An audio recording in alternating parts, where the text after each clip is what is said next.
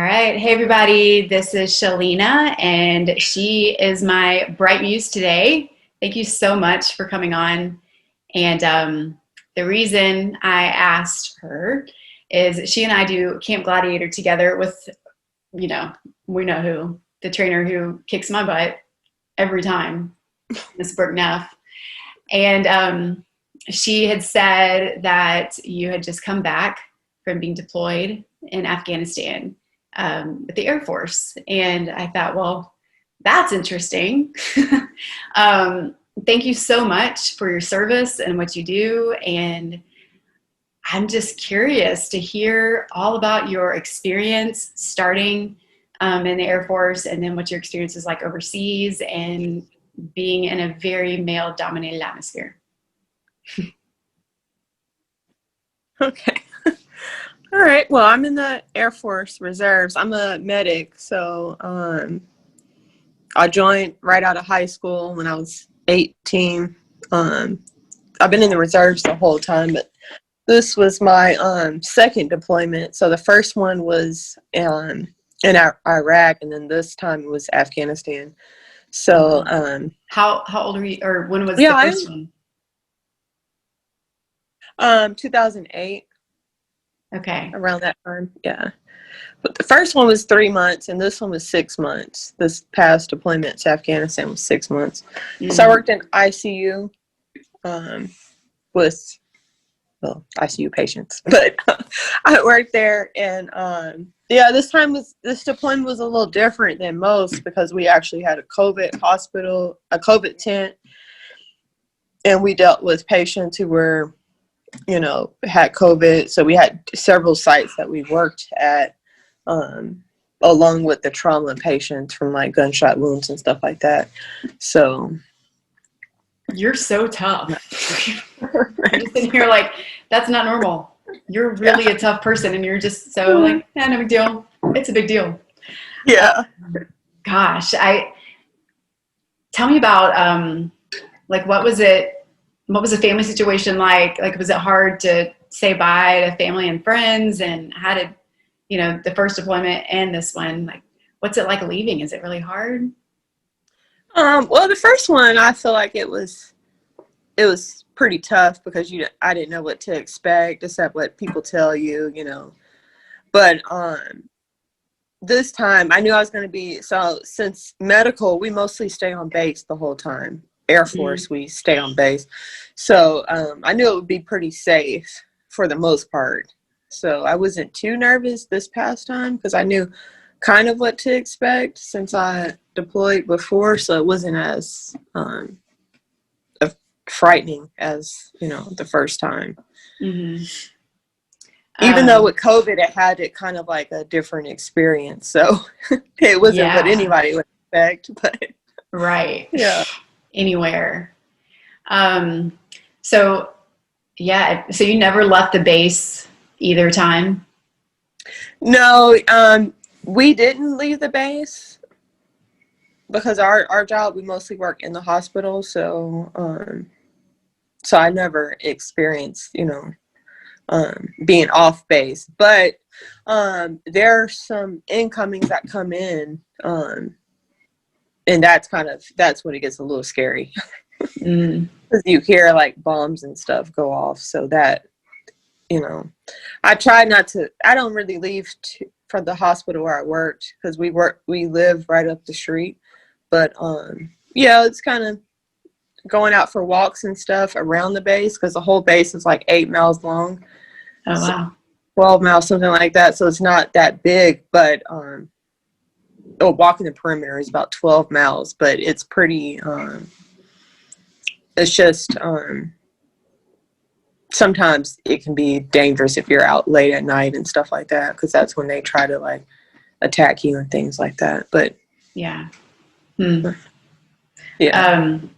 But yeah, at home, I mean, has it been hard, or has anyone had a hard time saying goodbye to you, or have you had a lot of support? Yeah, I feel like I have a lot of family support. So the good thing about this time when I deployed, we actually had internet available all the time. So okay, well, it went down a couple of like sometimes it was down for like 3 days, or sometimes it was down for a whole week. But that I think that was made it easier because I could talk to family and friends and stuff like that every day, pretty much. Yeah, I can only imagine. No matter how old my kid is, especially Yeah. if they're in any kind of environment that could be dangerous, like you gotta be checking in with your mama. Yeah. My kids are gonna be checking in with me. Yeah. Yeah. When I was deployed in Iraq in 2008, we only had certain spots that had Wi-Fi, so it was kind of like, you know, you aren't able to get it at all. So. Wow. But this time it was that made it easier. Just being able to talk to family all the time makes it a lot easier. So. Wow. When are you going to be able to retire? Do you feel like you could be deployed again, or how does that work? So I've been in 17 years, so I have technically about 3 years left, but I'll probably do about I'll probably retire at 25 years. So. Okay. I guess you get more benefits. Yeah. Yeah. Cool. So have you had any yeah, that and go ahead. Oh, the reserves is so sometimes you have to be in a little bit longer in order to get full retirement. So sometimes we have to do like 25 years instead of 20 to get the full retirement benefits. So as it depends on how many times you deployed and things like that. So okay, gotcha. We'll see in 3 years. Yeah. Yeah. Have you faced any issues or discrimination as female being here, or just any situations that made you really uncomfortable because you're female, or has it been good? Yeah, I mean, there's a lot just discrimination, not as much anymore, but there is a lot with hair, like females, they only wear their hair certain ways. So there's been new things that's passed where we can wear our hair different ways now. They mostly did that because of all the complaints and stuff that they were getting, because it's very discriminatory. So yeah, just for mostly like racially discriminatory women of like color. Yeah. Okay. Yeah, mostly. Yeah. So it's like one time we can wear braids, different things like that. So now we can. So they're actually including a lot of that stuff in there. They have a new thing called the diversity and inclusion clause that's in there. So that way they can't force you to take your braids down or, anything like that. So, wow. But we still can't wear our hair past our collar, but but now we can wear different hairstyles and stuff like that. Okay. Because obviously the military is strict about, a lot of things, but hair. Yeah. Definitely. But I couldn't imagine. I mean, someone saying my hair is inappropriate. So I'm sorry you faced that discrimination and that people were complaining.